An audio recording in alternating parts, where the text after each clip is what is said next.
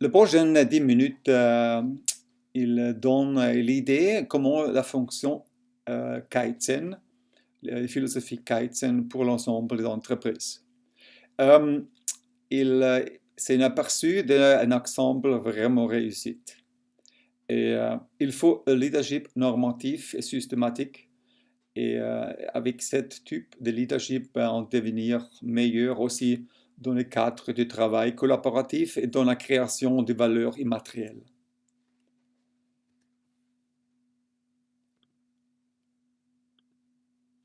Alors, le défi de l'entreprise à Purchase Controls, ESAR, était pour compenser la dévalorisation de l'euro, de trouver 12 millions de marges annuelles supplémentaires entre 2007 et 2012.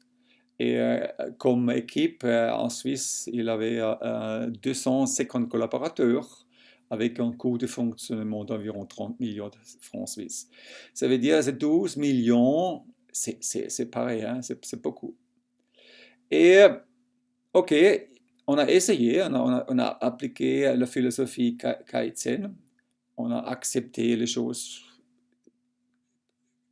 un peu disruptives, un peu hors de normes, pour changer pour le mieux. On a vraiment fait des changements significatifs et on a mieux utilisé les choses existantes. On n'a pas fait des réductions des effectifs. On les a utilisées meilleur. Et les objectifs étaient assurer que le chiffre d'affaires monte de 5 millions francs, ça veut dire presque 1% de plus, sans coût supplémentaire. Faire beaucoup plus sans employer plus moyenne.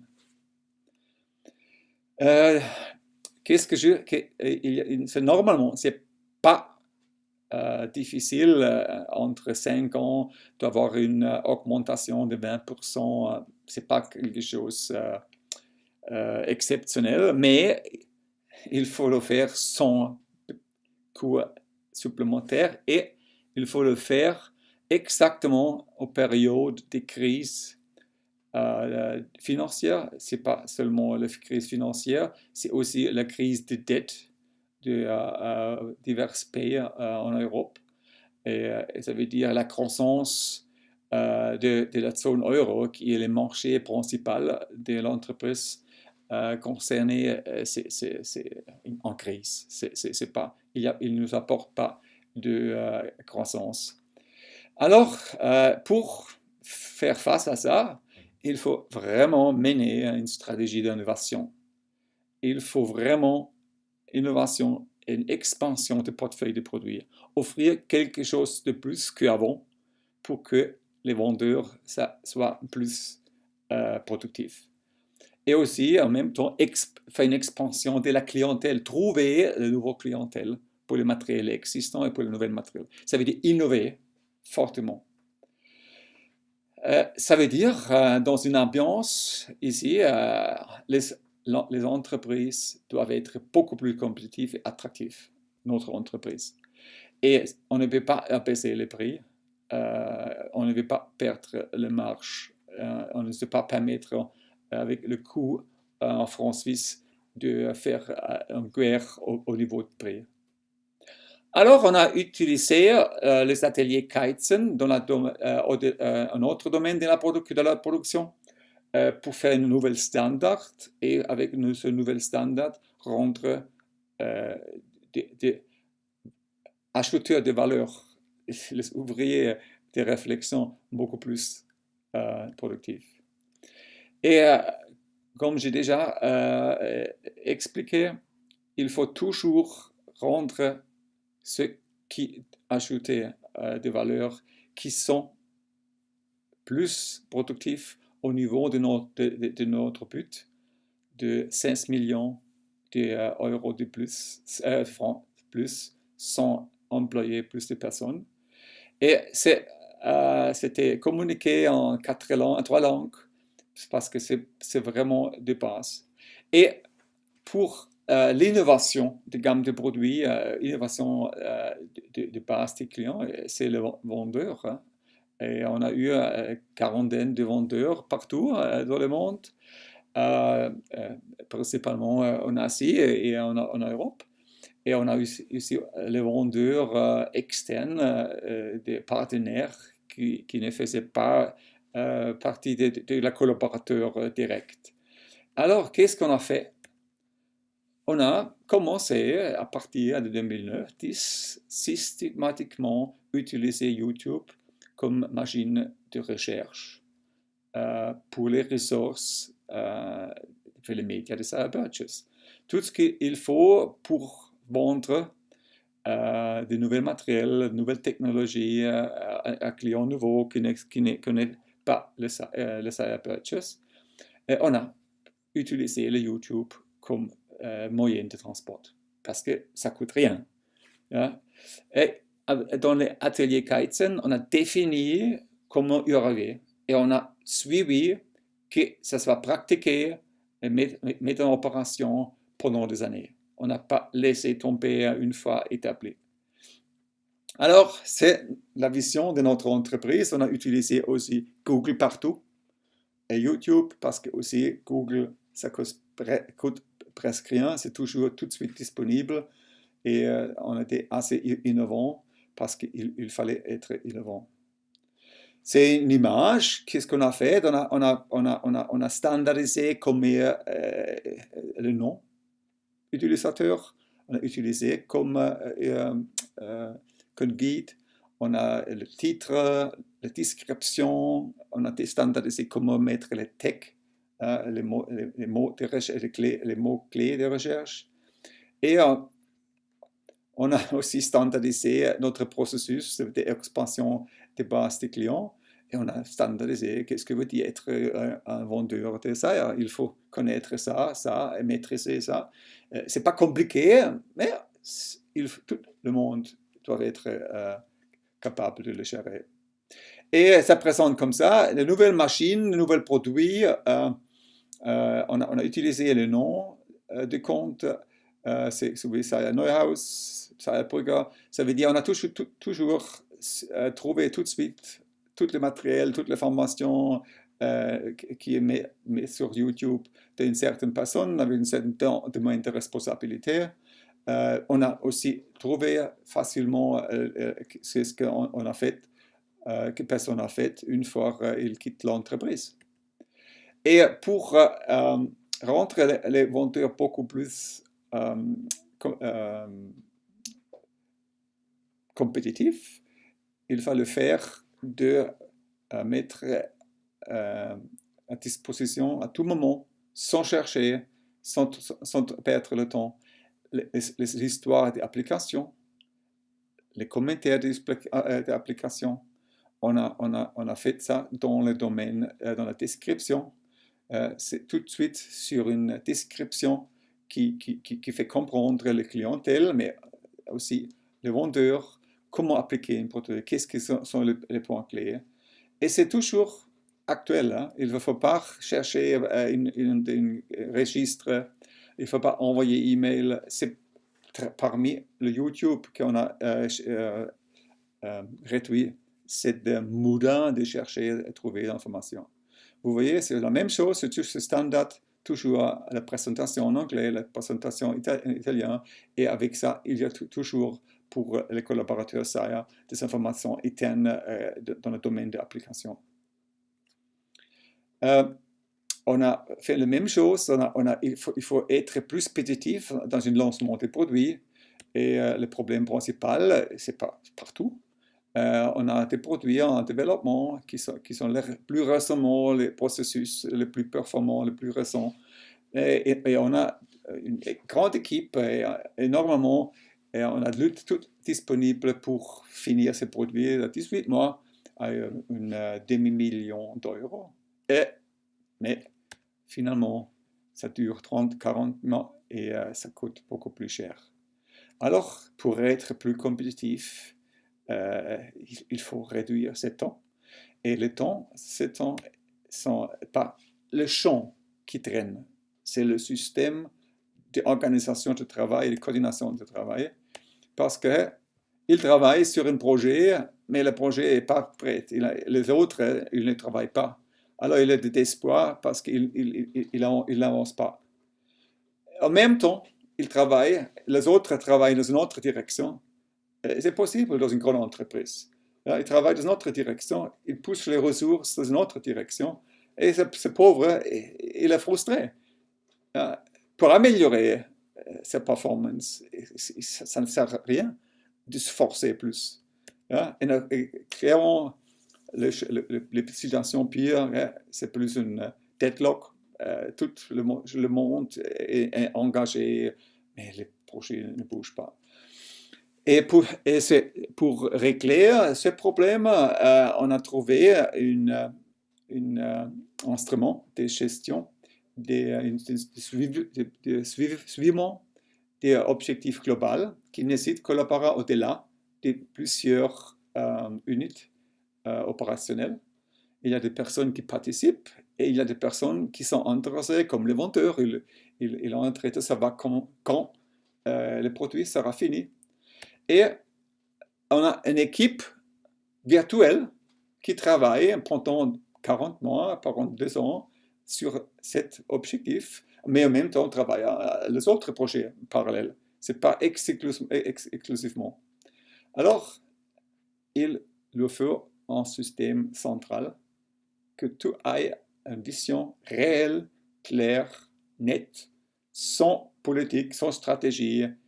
Qu'est-ce qu'il faut faire, qu'est-ce qui bouge, il faut faire la prochaine étape. Ce n'est pas une planification de projet, c'est une visualisation des projets, une projetation des progrès, et c'est visible pour tout le monde. Alors, il ne faut pas email, il faut pas chercher, c'est une page qui sera rénovée tous les mois, tous les 2 semaines ou tous les jours. Et il a un maître, un propriétaire de cette type qui s'appelle SMEP.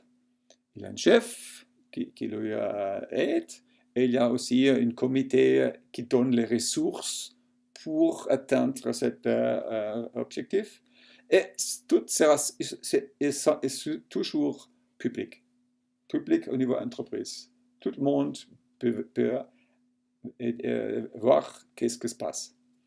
Et certainement, ceux qui doivent contribuer, ils regardent, ils ont la même base d'information, claire et nette. C'est la même valable pour leur chef.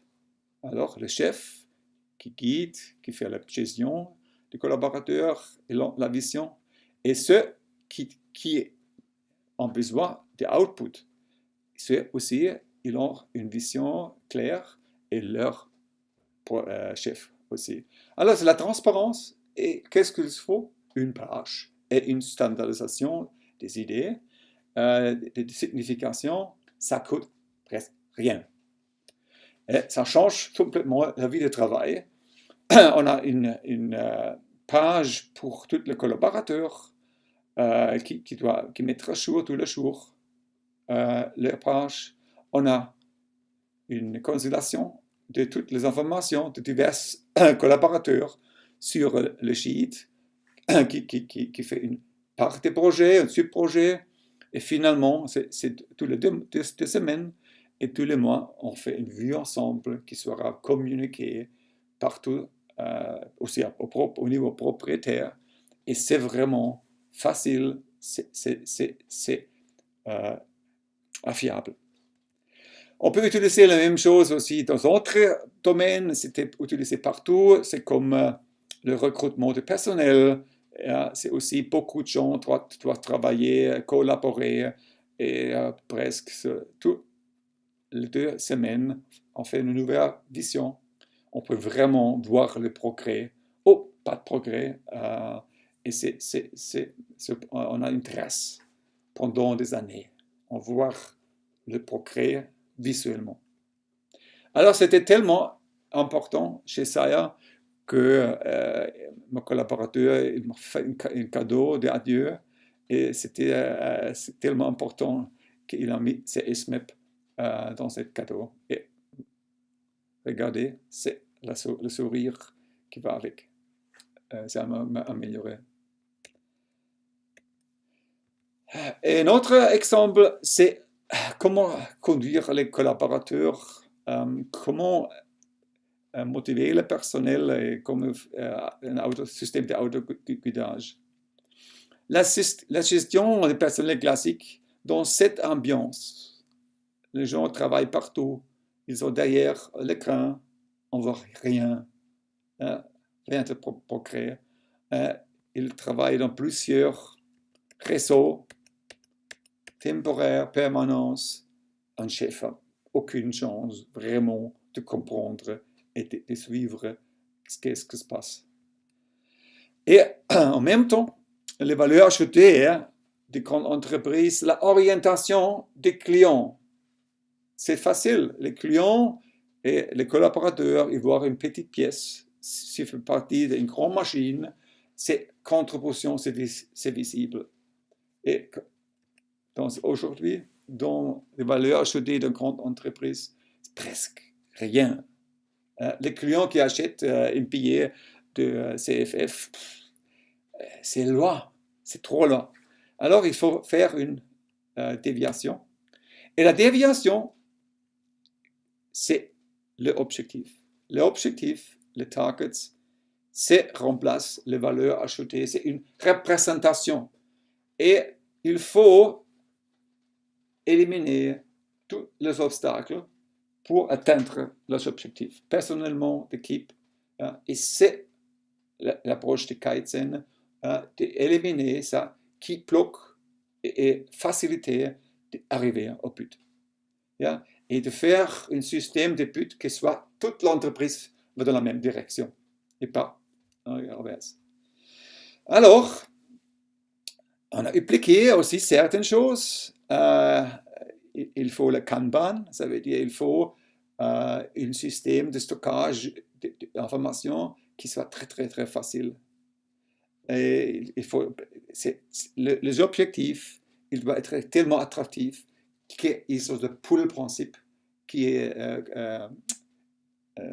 poussé, qui fait partie du système de Toyota pull.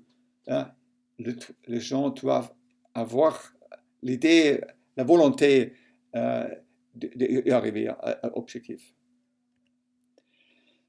Alors, fixer les objectifs et les attendre également contre les circonstances défavorables, et c'est toujours la situation dans une telle ambiance change, il faut la compétence élevée de self-management.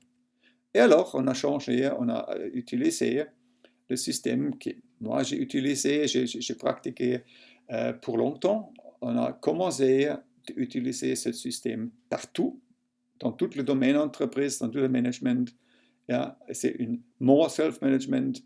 On a essayé de faire self-management partie intégrale de l'entreprise.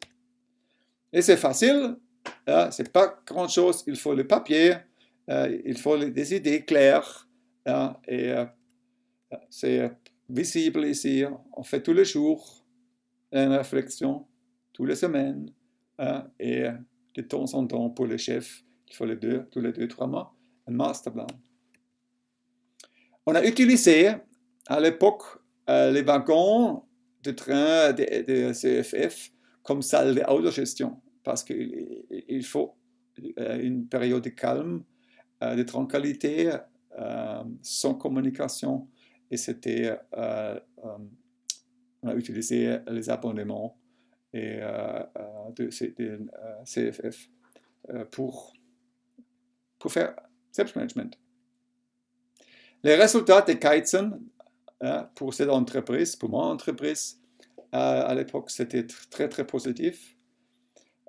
On a réussi vraiment entre 2009 seulement et 2012 d'accroître 30% le chiffre d'affaires. On a pendant la crise financière, on n'a pas une petite déflexion, mais ce n'était pas grave, parce que ça veut dire on est resté intact comme entreprise et la valeur d'entreprise qui est capable de boucler ces crises en mode tellement favorable, ça a augmenté pareil. Ok, pour finir, il faut des outils, des instruments de gestion pour la monde production et ce type, et pour derrière l'écran, pour la valeur ajoutée non tangible. Et il faut autre chose, des médias qui sont faits pour le monde, qui traitent plus seulement les informations.